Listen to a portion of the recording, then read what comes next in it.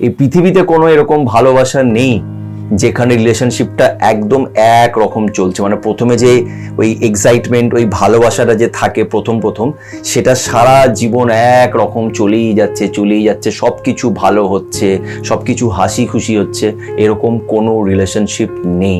যেখানে ক্লোজনেস থাকবে ওখানে ঝগড়া হবেই। একটা ব্যাপার কি বলতো, মানে যখন আমরা একটা রিলেশনশিপে যাই, প্রথম যখন যাই, তখন সেই রিলেশনশিপে আমাদের কাছে অনেক কিছু জানার থাকে, একে অপরকে জানার জন্য অনেক কিছু থাকে।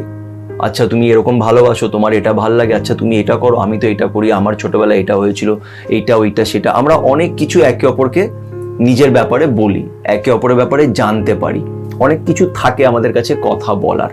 তাই প্রথম এক্সাইটমেন্টটা অনেক বেশি থাকে। বাট এটা একটা ন্যাচারাল ব্যাপার যে আস্তে আস্তে যখন আমরা একে অপরকে অনেকটাই জেনে যাব, আমাদের কাছে খুব বেশি কিছু থাকবে না চর্চা করার জন্য। তখনই মনে হয় যে এক্সাইটমেন্টটা কমে গেছে, বা হয়তো আমাকে ভালোবাসে না, এটা না। ভালোবাসা মানে এটা নয় যে ভালোবাসা সবসময় একরকম ভাবেই চলবে। এটার মধ্যে স্ট্রাগলস আসবে, ক্ল্যাশেস হবে, মিসআন্ডারস্ট্যান্ডিংস হবে। ভালোবাসার জার্নিটা কখনোই সহজ হবে না।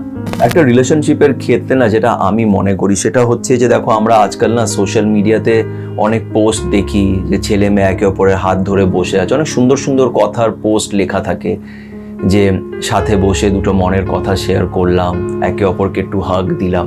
দেখো এইসব পোস্টগুলো কি বলতো, এইগুলো দেখে না আমরা রিলেশনশিপকে অনেক ফ্যান্টাসাইজ করি যে ভালোবাসা মানে এরকম হবে, একে অপরের হাত ধরে সবসময় থাকবো, একে অপরকে জড়িয়ে ধরে থাকবো। নিশ্চয়ই এই জিনিসগুলো খুবই ইম্পর্টেন্ট, কিন্তু এগুলো সবসময় একরকম থাকবে না, এগুলো রোজ হবে না। কেন হবে না? তার কারণ হচ্ছে যে আমরা দুজনেই বুঝে নিতে হবে যে দুজনেই কিন্তু একটা ডিফারেন্ট পার্সোনালিটি, আমাদের ডিফারেন্ট আপব্রিঙ্গিংস আছে, আমরা আলাদা আলাদা বড় হয়েছি, আমাদের নিজস্ব কিছু চিন্তা ভাবনা আছে, নিজস্ব অভিজ্ঞতা আছে, নিজস্ব লাইফ আছে, নিজের ইন্ডিভিজুয়ালিজম আছে। আর যখনই দুটো মানুষ দুটো আলাদা আলাদা ব্যাকগ্রাউন্ড থেকে, দুটো আলাদা আপব্রিঙ্গিংস, আলাদা পার্সোনালিটি যখন এক হয়, তখন ঝামেলা হবে, ঝগড়া হবে। রিলেশনশিপ কখনোই এক রকমের থাকে না, এটা সময়ের সাথে এটা নিজের আকার, এটার রূপটা পাল্টায়। কেন? সময়ের সাথে আমরা নিজেও তো পাল্টাচ্ছি। তুমি 1 বছর আগে যেরকম ছিলে, এখন তুমি সেরকম নও, তোমার মধ্যে কিছু চেঞ্জেস আসবে, আর চেঞ্জেস আসাটাই হচ্ছে ন্যাচারাল। কোনো জিনিসই কনস্ট্যান্ট একরকম থাকে না, জিনিসগুলো চেঞ্জ হয়, মানুষ পাল্টায়, সেইভাবে রিলেশনশিপটাও পাল্টায়। একটা রিলেশনশিপে একজন এটা এক্সপেক্ট করে যে তুমি আমাকে বোঝো, আমি এরকম, আমি এই জিনিসগুলো করি, আমার নেচার এরকম, তুমি সেটা আমাকে বোঝো আর আমাকে মন খুলে ভালোবাসো। নিশ্চয়ই তোমাকে আমি বুঝবো, বোঝার চেষ্টা করব, তোমাকে মন খুলে ভালোবাসো, কিন্তু তোমাকেও এটাই করতে হবে।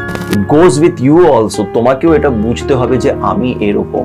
অনেক সময় রিলেশনশিপে প্রবলেমটা কি না, একজন নিজের ব্যাপারেই বেশি বলতে থাকে, সেভাবে আমাকে বুঝতে হবে, তোমাকে আমার পাশে দাঁড়াতে হবে, তোমাকে আমার খারাপটাও একসেপ্ট করতে হবে, তোমাকে আমার পাশে দাঁড়াতে হবে। কিন্তু সেটা ভুলে যায় যে সামনের মানুষটার ক্ষেত্রেও তাই, তোমাকেও তার খারাপটাকে বুঝতে হবে, তার খারাপটাকে একসেপ্ট করতে হবে।